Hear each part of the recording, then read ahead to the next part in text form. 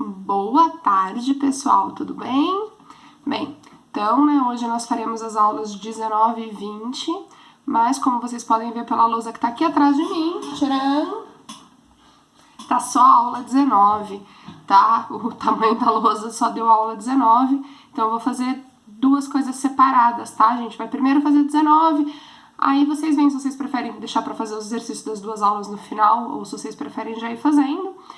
E aí depois a aula 20. A aula 20, como eu vou precisar de umas tabelas e tal, né, pra demonstração das doenças, eu acho que eu vou fazer pra vocês uma apresentação em PowerPoint, tá? Então fica um vídeo, uma apresentação em PowerPoint e uma videochamada, porque é assim, né, a tarde é minha, quem disse que eu tenho que parar às 4. Bem, pessoal, e eu sei que eu saí da frente, mas vocês devem ter visto que a célula está incompleta. Eu quero desenhar com vocês, porque eu desenho muito, né? E além disso, me cobre se eu ainda não mandei pra vocês lá no grupo. Eu tirei foto da lousa pra resolução ficar melhor, tá? Porque como eu tô fazendo a letra um pouquinho menor, eu vi que no vídeo não fica tão bom de copiar. Então eu tô fazendo foto, que aí eu consigo uma qualidade um pouquinho superior, certo? Então vamos começar a aula 19, falando a respeito de procariotos. Gente, procariotos ou procariontes, quem são eles, né? São os seres que não possuem núcleo. Então, lembra que eu tenho dois tipos de células diferentes. As células procariontes e as células eucariontes. Procarionte não tem núcleo, eucarionte tem núcleo, certo? Todas as nossas células são eucariontes. E aí, Márcia, é uma eucarionte que perdeu o núcleo, tá? Mas não é uma célula procarionte. Célula procarionte, ela tem material genético, mas ele não está protegido por um núcleo, certo? Então, eu falei procarionte, isso tem que vir na sua cabeça. Gente, e aí são duas coisas que são casadas, né? Quem não tem núcleo também não tem organela membranosa. O que é organela membranosa? Organela feita de membrana. Mitocôndria, retículo endoplasmático, complexo de Golgi, lisossomo, peroxissomo, cloroplasto, tudo isso são organelas membranosas. Então, o procarionte não tem nada disso. Tá, se ele não tem nada disso, o que é que ele tem? Acho que antes de falar o que ele tem, eu falei quem é ele, né? Sim. Gente, vocês estão na fase problema, né? O que eu quero dizer quando eu falo que vocês estão na fase problema? Estudava-se até pouco atrás somente a divisão em 5 reinos: monera, protista, fungo, animal e planta. Hoje em dia se estuda a classificação em 3 domínios e 6 reinos. Então, domínio bactéria, arqueia e eucária, tá? Como vocês estão na transição, seu vestibular pode aparecer a divisão de 5 ou pode aparecer a divisão de 6. Então, qual você tem que saber? As duas! Olha só que legal! Gente, se formos pegar aqui a classificação mais atual, nós temos que os procariontes, eles compreendem 2 domínios. O domínio bactéria, que dentro dele está o reino. Gente, é bactéria sem acento mesmo, tá? Porque é em latim. Dentro dele está o reino Eubactéria, e dentro do reino Eubactéria eu tenho 2 grupos de seres vivos, as bactérias e as cianobactérias. Além disso, a galera do reino Arqueia, se escreve Archaea, também é todo mundo procarionte. Quem tá aqui dentro? O filo das o reino das arqueobactérias. Quem faz parte? Principalmente as extremófilas, sabe? Aquelas que conseguem viver em ambientes extremos. Então, gente, lembra que tem o domínio bactéria, reino eubactéria, bactérias e ciano. Domínio arqueia, reino arqueobactéria, e dentro dele nós temos as extremófilas. Tudo isso antigamente, quando você estudou lá no 7º ano, você viu tudo dentro de um reino só, que era o reino monera, e domínio não existia, certo? Então posso falar que o reino monera são os procariontes, ou o domínio bactéria mais o domínio arqueia formam os procariontes, certo? Gente, quem é o outro domínio? O domínio que não tá aí. Domínio eucária. Todo mundo que tá dentro do eucária é eucarionte. Então, a gente não vai estudar hoje. Quem são os reinos do domínio eucária? Os que você já estava acostumado. Protista, fungo, animal e planta. Certo? Então, nós temos aí essa divisãozinha. Eu acho que você viu na frente C isso já esse ano, né? Eu tenho na cabeça melhor a frente A e B, né, que são as duas frentes que eu trabalho. A frente C, às vezes eu me confundo na ordem, mas eu acho que vocês já viram isso esse ano. Gente, quem são bactérias? O que significa a palavrinha bactéria? Pequeno ser vivo em forma de bastão. Vamos ver que nem todas têm forma de bastão. Cianobactérias, pequeno ser vivo em forma de bastão azul. A maioria é verde.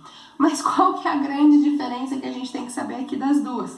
Bactérias são seres heterótrofos, ou seja, seres que não produzem o próprio alimento, enquanto que cianobactérias são seres fotossintetizantes, tá? As arqueias, que são as bactérias extremófilas, são, por exemplo, as halófitas, que vivem em ambiente com muito sal, por exemplo, o Mar Morto. Né? O Mar Morto não tem ser vivo, tem extremófilo. Tem extremófilo que vive no metano, tem extremófilo que vive em temperaturas muito altas, tem extremófilo que vive em temperaturas muito baixas. Tá? Tanto que a gente tem aí que uma das teorias do surgimento da vida no planeta Terra é a panspermia, que esse ser vivo teria vindo de outro planeta para cá, e aí você fala, impossível, ninguém consegue suportar uma viagem no espaço? Extremófilos conseguem, tá? Radiação extrema, temperatura baixa, temperatura alta, falta de oxigênio, e elas estão lá, felizes, como se nada tivesse acontecendo, tá? Então, nós temos que essas são as arqueias. Além disso, elas têm algumas diferenças bioquímicas, tá? O RNA é um pouquinho diferente, então por isso que foram separadas em dois domínios. Eu não sei por que não separa protozoário de alga, mas quer separar a bactéria de arqueobactéria.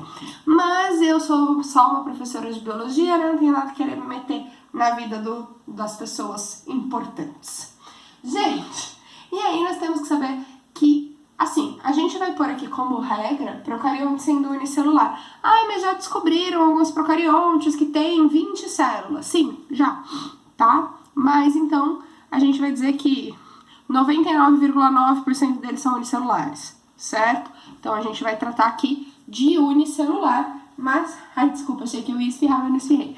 Mas a gente tem que podem existir, pode aparecer para você, falando de seres formados por mais de uma célula, certo? E, gente, o que tem nessa célula? Eu coloquei aqui as 4 primeiras coisas, são as características básicas de uma célula. Se não tiver isso nem de célula eu posso chamar, então é claro que ela tem. O que seria isso? Membrana plasmática, que é isso que eu fiz de verde. E aloplasma, que é isso que eu fiz de branco.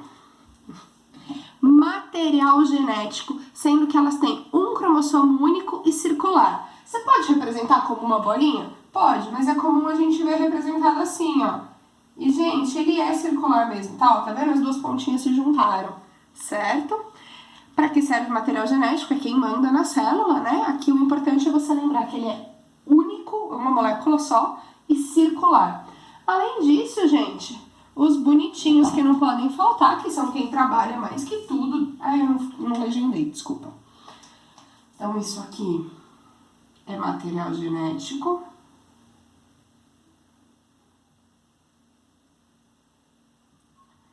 Eu escrevi aqui, tá? Que é cromossomo único e circular. E os maravilhosos dos ribossomos. Afinal, a síntese proteica não para nunca. Para sim, quando a célula vai dividir. Certo? Gente, além disso, parede celular, que foi o que eu fiz de laranja. Por que a parede celular e a membrana plasmática já estavam prontas? Por 2 motivos. Um, para eu saber o espaço que eu tinha que deixar. E outro, porque fazer os 2 risquinhos um em cima do outro é algo que eu não consigo fazer com facilidade. Gente, e aí a parede celular ela dá uma proteção extra. E aqui a gente tem uma diferença entre bactéria e arqueia. Quando eu falo de parede celular de bactéria, ela é peptídeo glicano, ou seja, peptídeo, proteína, certo? Glicano, glicose, carboidrato. Então eu tenho aqui proteína junto com o carboidrato. Quando eu falo da parede celular das arqueias, tá por aqui. A arqueia, ela é feita de pseudomureína, que tem só a parte do carboidrato, não tem a parte da proteína. Seria, então, algo mais simples que um peptídeo glicano. Apesar de, na escala evolutiva, a gente vê que as bactérias vêm antes das arqueias. Certo? Gente, além disso, podem possuir. Então, isso aqui todo mundo tem. Todo mundo. Isso aqui, algumas têm. Pode ter 2 itens? Pode. Pode ter 3? Pode. Pode ter esse, o primeiro e o segundo? Pode ter o primeiro e o terceiro? Pode ter o segundo e o terceiro? Pode. Tá? Pode ter. E aí, vamos lá. Plasmídio. O que são plasmídios? Gente, estou fazendo a mesma cor porque também é material genético. Então, são fragmentos de DNA separado do cromossomo central. Então, a gente tem aqui os plasmídios. E você tem que lembrar dos plasmídios, porque a gente vai falar deles de novo, ó, aqui quando for falar de reprodução, certo? Além disso, gente, possuem fímbrias. As fímbrias, vou fazer de verde. Por que eu vou fazer de verde? Porque quem produz a fímbria é a membrana plasmática. Ele não está ligado na parede celular, ele atravessa a parede celular, ele sai da membrana, certo? Então, as fímbrias ficam aqui assim, ó, que bonito. Nossa, Paula, como você desenha maravilhosamente bem. Gente, para que servem as fímbrias? Então, vamos marcar aqui. Adesão. Tá? Então, as fímbrias vão fixar a bactéria ali. Porque se a bactéria está numa superfície lisa, ela rola e vai embora. Como ela tem as fímbrias, isso dá aquela segurada, aumenta o atrito, certo? Então, serve para adesão. Por exemplo, ela aderir ali na sua amígdala e te causar uma inflamação. Também. Gente, quando eu falo das fímbrias, a gente tem que também ela pode formar, aí é um pouquinho mais compridinho, assim, ó, o pilus. Pilus sexual é como a bactéria faz reprodução. Vou falar disso melhor aqui, tá bom? Gente, algumas têm flagelo. Flagelo também vai ser verde, porque o flagelo também é feito a partir da membrana plasmática. Função de flagelo, locomoção. Então, tem lá a célulazinha, ela tem um flagelo, ela faz assim e ó, ela vai pro outro lado, certo? Se fizer meme da professora, apanha. Gente, sim, eu ameaço meus alunos. E por fim, a gente tem que algumas delas possuem cápsula. Que cor vai ser a cápsula? Preta. E eu preciso sentar para conseguir fazer. Aí você vê as limitações da pessoa, né? Vamos lá, gente. Tem que conseguir fazer uma linha em volta da laranja. Que a cápsula é externa à parede celular. Ó, faz de conta que ficou certinho, tá bom? Isso é... Aqui, eu vou escrever parede celular. Disfarça. Perdi o apagador. Pronto. Isso é cápsula. Qual a função da cápsula? Proteção. Então, a cápsula é extremamente importante para a bactéria. A gente não gosta muito da cápsula. Por quê, gente? Ela protege de verdade. Então, se eu, por exemplo... Aqui é que eu saio da frente do desenho. Se eu, por exemplo, pegar uma bactéria que causa pneumonia e que não tem cápsula, meu corpo consegue matar essa bactéria tranquilamente. Se eu pego uma bactéria encapsulada, eu vou precisar tomar um antibiótico, senão a bactéria que me mata, certo? Então, para elas, cápsula é sensacional. Pra gente, cápsula é um problema, certo? Mas a cápsula é uma super proteção, ok? Gente, e aí, vamos falar um pouquinho a respeito delas. Então, primeiro de tudo, metabolismo. Existe bactéria autótrofa e existe bactéria heterótrofa. As que são heterótrofas vão ter que adquirir o seu alimento de algum lugar. Como que elas fazem isso? Algumas são parasitas. E eu marquei aqui para você que aproximadamente 1% das bactérias são parasitas. Por que eu marquei isto para você?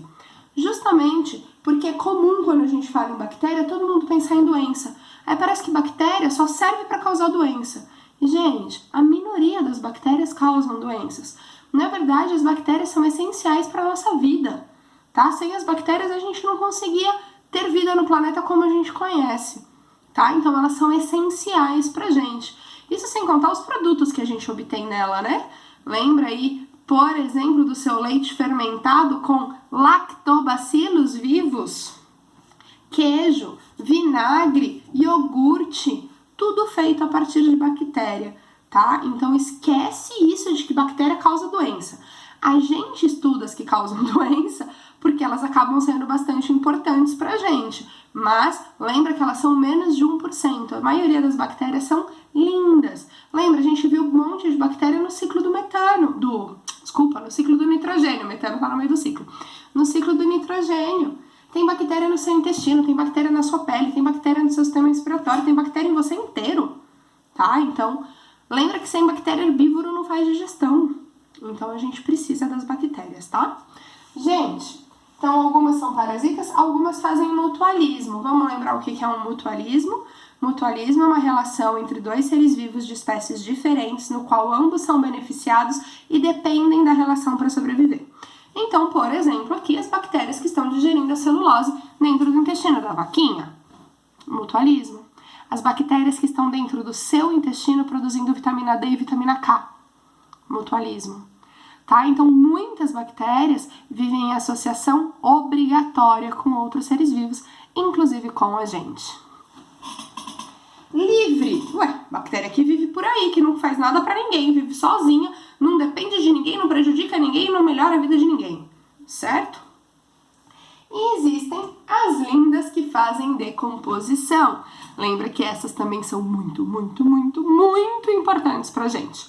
Por quê, Paula? Porque se a gente não tivesse decomposição, a gente não tinha reciclagem de nutrientes. Sem reciclagem de nutrientes, nós teríamos que os solos já não seriam férteis, certo? Então, tudo que morre é decomposto e essa matéria orgânica é quebrada em matéria inorgânica que vai fertilizar o meio, permitindo que o ciclo continue. Lembra do Mufasa falando do ciclo sem fim? É justamente isso. Assiste Rei Leão, que também é cultura. Rei Leão e Procurando Nemo, você sabe, é obrigatório para assistir as minhas aulas, certo? Todos os exemplos saem desses dois filmes. Gente, mas existem as bactérias autótrofas. E quando eu falo de bactéria... Tá pegando a última linha? Não tá? Ah, tá sim. Quando eu falo de bactéria autótrofa, existem dois tipos. As que fazem fotossíntese e as que fazem quimiossíntese. Gente, lá na frente A, você tá tendo... Agora acho que o Danilo ainda tá na respiração, né? Não sei se vocês já tiveram fotossíntese. Mas, se não teve, é a próxima aula, certo? Lá vocês vão ver aquele monte de coisa da fotossíntese e as etapas, e fase de claro, e fase de escuro, e para onde vai o elétron, e que a clorofila excita. Gente, comigo aqui, você vai ver o geralzão de fotossíntese. Afinal, aula de bactéria é aula de fotossíntese, certo? O que a gente tem, então, que é a fotossíntese? Falei fotossíntese, tem que vir na sua cabeça. Bem, produção a partir da luz. Produção de quê? De matéria orgânica. Quem é a matéria orgânica preferida dos seres vivos? Glicose. Então, produção de glicose a partir da luz, certo? Transformação de energia luminosa em energia química. Quem faz isso? Só autótrofo, certo? E aí a gente tem aqui, né, principalmente as cianobactérias. São grandes produtoras de matéria orgânica. São base de cadeia alimentar. Gente, e aí nós temos, tá, que lembrar a equação geral. O que a planta, ou aqui no caso, né, eu tô dando aula de bactéria, quero falar de planta. O que a cianobactéria absorve? Água e gás carbônico. Aí ela tem luz, clorofila, e ela consegue transformar isso em oxigênio e glicose. O que ela queria? Glicose, subproduto oxigênio. Graças a Deus, afinal, a gente precisa disso para respirar, certo? Mas ela não pensa em você quando ela tá fazendo, ela faz. E aí ela libera esse gás que sobra, certo? Gente, precisamos conversar de algumas coisas aqui. Primeiro de tudo, você tem que saber balancear a equação. Então, nós temos 6 moléculas de gás carbônico, 12 de água, produzindo 1 de glicose, 6 de oxigênio e 6 de água. Paula, corta. Eu tenho 6 águas aqui, 0 águas aqui. Isso é conhecido como a equação simplificada da fotossíntese. Não estou dizendo que ela está errada, mas ela faz a gente ter um erro de interpretação quando a gente olha para ela, porque aí faz parecer que é esse O que vira oxigênio, quando na verdade é este O que vira oxigênio, tá? Mas o Danilo vai discutir isso melhor com vocês. Mas é sempre preferível colocar a equação completa. A equação completa eu tenho 12 águas como produto e 6 águas, 12 águas como reagente e 6 águas como produto, certo? Gente, além disso, não adianta só colocar isso e não escrever nada na setinha. Afinal, se eu tomar um gole de água e respirar gás carbônico e sentar debaixo do sol, não produz glicose, tá? Então você tem que escrever aqui que precisa de clorofila. Quando você está estudando planta, essa clorofila está dentro do cloroplasto. Quando você está estudando cianobactéria, ela não tem organela membranosa. Então ela não tem cloroplasto. Então onde acontece a fotossíntese? No próprio aloplasma, tá? Ela tem ali que os grânulos de clorofila, eles ficam dispersos no citoplasma, certo? E aí acontece ali mesmo. Gente, outra coisa, a gente tem mania, né? Você acha um monte de livro escrito luz solar. Claro que luz solar é maravilhosa, as plantas, as bactérias adoram. As algas, né? Todo ser fotossintetizante. Só que luz artificial também serve para fazer fotossíntese, certo? Então não precisa ser luz solar. Então eu aconselho você sempre marcar só luz, porque qualquer luz serve. Claro, luz verde não serve, tá? Mas você entendeu o que eu quis dizer quando eu falo luz, certo? Então precisa aí lembrar disso. A equação geral da fotossíntese é assim. Vocês estão no 3º ano do ensino médio, na minha cabeça todo mundo já sabe. Quem não sabe, gente, é o momento. Tá? Você tem que saber. Equação de fotossíntese, equação de respiração, é aquela coisa que falou, você já fez a equação na sua cabeça, tá? Não precisa nem ser pedido para você pensar nisso, ok? Gente, quimiossíntese, essa já é um pouquinho mais chata, né? Essa ninguém vê direito esse processo. O que eu quis aqui escrever aqui? Só eles. É que, gente, tirou o reino Monera ou tirou as bactérias e as arqueias, não existe ninguém no planeta que faça quimiossíntese, tá? Então, só esses indivíduos, só o antigo reino Monera sabe fazer quimiossíntese, mas ninguém, ok? E o que é a quimiossíntese? Síntese e produção. Opa, eu querendo mostrar a palavra e aqui só tem um quê. Síntese, produção. Químio, produção a partir de reações químicas. Então, esse ser vivo consegue fazer uma reação química que libera energia e usar essa energia que foi liberada na reação química para conseguir produzir matéria orgânica. Aqui também precisou de energia, mas da onde veio a energia? Da luz. Aqui, ó, da onde veio a energia? De uma reação química. Paula, o que é MI mais MI dando MI mais MI? Vamos pôr número para não parecer que eu coloquei sempre a mesma coisa? Então eu tinha uma matéria orgânica A mais uma matéria orgânica B, que eu transformei numa matéria orgânica C mais uma matéria orgânica D. Só pra vocês entenderem que o que eu tenho de um lado é diferente do que eu tenho do outro, tá? Gente, e aí você fala, poxa, do que serviu? A bactéria não tá preocupada com a matéria inorgânica que ela tá produzindo. Eu acho que eu falei orgânica, né? Depois eu assisto o vídeo, mas é inorgânica, por isso I. Então, gente, eu tinha 2 matérias inorgânicas, que não me importam quais são, e produzi outras 2 matérias inorgânicas que não me importam quais são.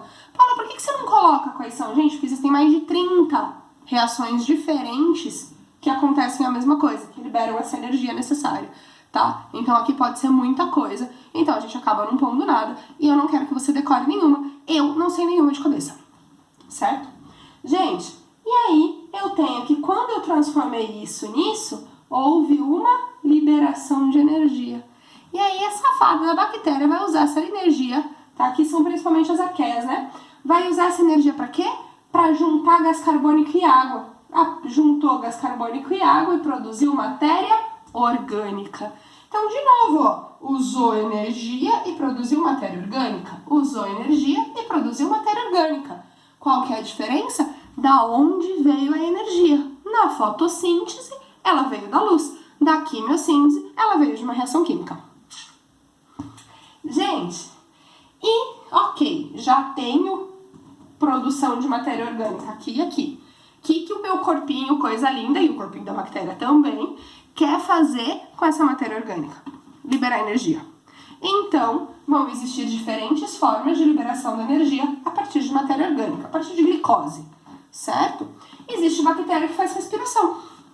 Gente, falei respiração, na sua cabeça na hora vem o quê? Oxigênio mais glicose, melhor ainda, 6 oxigênios mais uma glicose, dando 6 gás carbônicos mais 6 águas mais ATP, certo? Tem que lembrar a equação da respiração. Também existe quem faz respiração anaeróbia. O que é respiração anaeróbia? Respiração sem uso de oxigênio. Fermentação. Pode ser fermentação lática, alcoólica ou acética. Isso você já viu com o Dan, né? Vocês fizeram toda a fermentação lática e toda a fermentação alcoólica. Gente, as bactérias anaeróbias, existem aquelas que são facultativas e aquelas que são obrigatórias. O que é uma bactéria anaeróbia facultativa? Tem oxigênio, eu respiro. Não tem oxigênio, eu fermento. Ué, por que ela prefere respirar a fermentar? Porque a respiração gera... E aí eu fico com medo até de falar o saldo, porque dá pra fazer a conta diferente. Mas eu vou usar aqui como 30, tá? Então, a respiração gera 30 ATPs, enquanto que a fermentação gera 2 ATPs. Ambos a partir de uma molécula de glicose. Então, vale muito mais a pena respirar do que fermentar. Então, bactérias anaeróbias facultativas, quando em presença de oxigênio respiram, quando em ausência de oxigênio fermentam. Certo? Gente, as obrigatórias, quando em presença de oxigênio morrem, quando em ausência de oxigênio fermentam, certo? Como assim? Ué, por exemplo, a famosa da bactéria do tétano. O tétano a gente tem que ela tá aqui como forma de esporos, porque como ela não consegue sobreviver em ambiente como oxigênio, ela faz a forma de resistência, que são os esporos. E tem um monte de esporo de bactéria do tétano no solo onde a gente tá. E aí o que acontece quando você vai lá e faz um corte profundo? Essa bactéria vai lá no seu corte profundo, opa, aqui não tem oxigênio, e aí aquele esporo se desenvolve, tá? Então a gente tem que são bactérias que só vão conseguir fazer alguma coisa na ausência do oxigênio, ok? Por isso, lembra? Você viu isso na aula passada, acho que da frente A, porque não fui eu que falei, eu falei acho que em Tatuí isso. Já tô ficando louca, gente, porque eu gravo o vídeo fora do dia da aula e eu já não sei mais o que é pra onde. Se foi pra vocês, desculpa repetir o exemplo. Se foi pra Tatuí, eu posso dar o exemplo aqui pela primeira vez. Então, a gente tem que, por exemplo, os nossos peroxissomos, eles quebram H2O2 em H2O mais água. Ou seja, quebra água oxigenada em água e oxigênio. E é por isso que quando você caía e se machucava, sua mãe jogava água oxigenada no seu ferimento. Porque ela sabia que os seus peroxissomos que estavam lá no fundo do ferimento iam fazer essa reação liberando oxigênio e matando a bactéria do tétano, caso você tivesse entrado em contato com ela. Certo? Gente, até aqui sem problemas? Bactérias têm formatos variados. E esses formatos, obviamente, têm nomes. Então, se você vê uma bactéria que é um monte de bolinha, vai chamar de cocos. Se você vê assim, ó, parece um chito, sabe, de salgadinho? Bactéria compridinha, é um bacilo. Se você vê uma bactéria que parece uma vírgula, tá vendo? É um bacilo torto. Olharam para isso e falaram, vírgula. Vírgula, agora eu não lembro se em latim ou em grego, é vibrião, tá? Por isso é o nome dela. Lembra da cólera? Vibrião colérico. Ah, aqui também, né? Os lactobacilos são as bactérias que consomem, né, a lactose e fazem fermentação, que vivem no leite que você bebe, que você gosta. Espirilo, o que é o espirilo, gente? Ele parece um espiral. Se você olhar o espirilo e a espiroqueta, eles são quase iguais. Qual que é a diferença de ambos? O espirilo, ele é mais grossinho e mais rígido. A espiroqueta, ela é mais maleável, tá? E mais fina. Tudo bem? Só que a bactéria adora fazer uma colônia. O que é colônia mesmo? Relação intraespecífica, então entre seres vivos da mesma espécie que vivem unidos entre si, certo? Então eles estão grudados. Gente, grudei 2 bolinhas, 2 cocos, eu tenho diplococos. Juntei 2 bacilos, diplobacilo. Do resto eu não junto. Mas em vez de juntar 2 cocos, eu juntei vários cocos, igual um colarzinho de pérola, assim, tá vendo? Um enfileiradinho, filhinha indiana. É streptococcus. Se fossem um monte de bacilos, eu chamaria de streptobacilos. Juntei vários, formando tipo um cachinho de uva, sabe? Staphylococcus. Se fossem vários bacilos, staphylobacilos. Certo?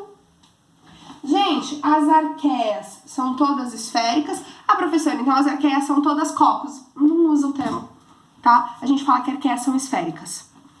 Não usa o nome cocos, tá? Quando eu falo cocos, eu tô falando de bactéria, certo? Gente, pra finalizar o assunto, que eu já tô com 30 minutos, eu tenho certeza que já tem gente me xingando, já tem gente me pondo na velocidade 2, e aí eu falo bem rápido assim, que é pra você não entender caso você tenha colocado na velocidade 2, aí você precisa voltar pra velocidade 1, porque eu não gosto que me escute acelerada. Amo vocês. Gente, reprodução. Reprodução pode ser assexuada por um processo muito fácil, muito simples. Tem assim, uma bactéria, e aí ela duplica tudo que tem dentro dela, cresce, divide e vira duas. Como eu chamo isso? Depende. Cisparidade é o que eu mais gosto. Também pode chamar de divisão binária, de fissão binária ou de bipartição. Os 4 nomes significam a mesma coisa. Paula, qual nome eu tenho que saber? Amor, eu não sei qual vai estar na alternativa do vestibular, tá? Então, por isso que eu te falo os 4. Uma questão dissertativa, você escreve qual você quiser. Gente, qual o tempo médio que uma bactéria leva para fazer um processo de cisparidade? 20 minutos. Então, o que significa que você acabou de se contaminar com uma bactéria. Daqui 20 minutos tem 2. Daqui mais 20 minutos tem 4. Daqui mais 20 minutos tem 8. 20 minutos, 16. 20 minutos, 32. 20 minutos, 64. 128, 256, 512, 1024, 2048, 4096. E assim vai indo, certo? Gente, por isso que até eu ir resolver que tá doendo e que eu vou ao médico, eu já tenho uma colônia gigante de bactérias. Porque de 20 em 20 minutos dobra o número delas, certo? Gente, só que bactérias também fazem, reprodução sexuada. Por que esse Porque tem gente que concorda que é reprodução sexuada, tem gente que não. Eu vou ser sincera que eu escrevo reprodução sexuada e discordo que é uma reprodução. A sua apostila linda não escreve reprodução sexuada, ela escreve transferência lateral ou horizontal de genes. Posso chamar de uma recombinação gênica, tá? Mas em alguns lugares você vê, a FUVEST mesmo, já em mais de uma questão, já chamou isso de reprodução sexuada, tá? Por que essa briga de ser reprodução ou não? Vamos entender. Tem de 3 tipos, conjugação, transformação e transdução. O que é a conjugação? Bactéria 1 encontra a bactéria 2. E aí elas chegam pertinho, elas grudam pelas fímbrias e formam o pilissexual. Que é esse meu dedão aqui, ó, tá vendo? Que faz uma ponte entre as duas. Aí uma bactéria doadora vai duplicar um plasmídio que ela possui e vai passar pelo pilissexual o plasmídio para outra. Aí elas se separam. Viu que eu comecei com 2 bactérias, eu terminei com 2? Cadê o processo de reprodução? Tá? Eu não aumentei o número de indivíduos. Por isso o problema é de chamar de reprodução. Só que percebe como uma passou material genético para outra e como uma passou material genético para outra, agora essa daqui faz coisas que antes ela não fazia? E, gente, claro que existe plasmídio para tudo, mas quais são os plasmídios que a gente acaba estudando? Plasmídio para resistência a antibiótico. Então essa bactéria aqui, ó, morria com azitromicina. Essa bactéria não morria com azitromicina, porque ela tinha um plasmídio que sabe ensinar ela a ficar resistente à azitromicina. Aí o que ela fez? Uma cópia desse plasmídio e passou para essa aqui. Agora as duas são resistentes à azitromicina. Olha o problema das superbactérias. Essa era resistente à azitromicina, essa era a penicilina. Quando essa ganhou o plasmídio dessa, ela virou resistente à penicilina e azitromicina. E aí a gente tá tendo cada vez mais os problemas, né, das bactérias que resistem a todos os antibióticos. Por quê? Porque uma vai ensinando a amiguinha. Viu? Enquanto você, egoístinha, não quer colaborar com o amiguinho, ó a bactéria aqui fazendo isso. Certo? Deu para entender como que acontece? Então lembra que elas trocam plasmídios a partir de uma ponte citoplasmática feita pelo pilissexual. Certo? Gente, transformação. Uma bactéria morreu. E essa bactéria que morreu, o DNA dela ficou ali no meio. Aí a outra bactéria vem e faz DNA e fagocita. Põe o DNA para dentro dela. E aí ela incorpora esse DNA no DNA central dela. Então ela passa a ter aquele DNA.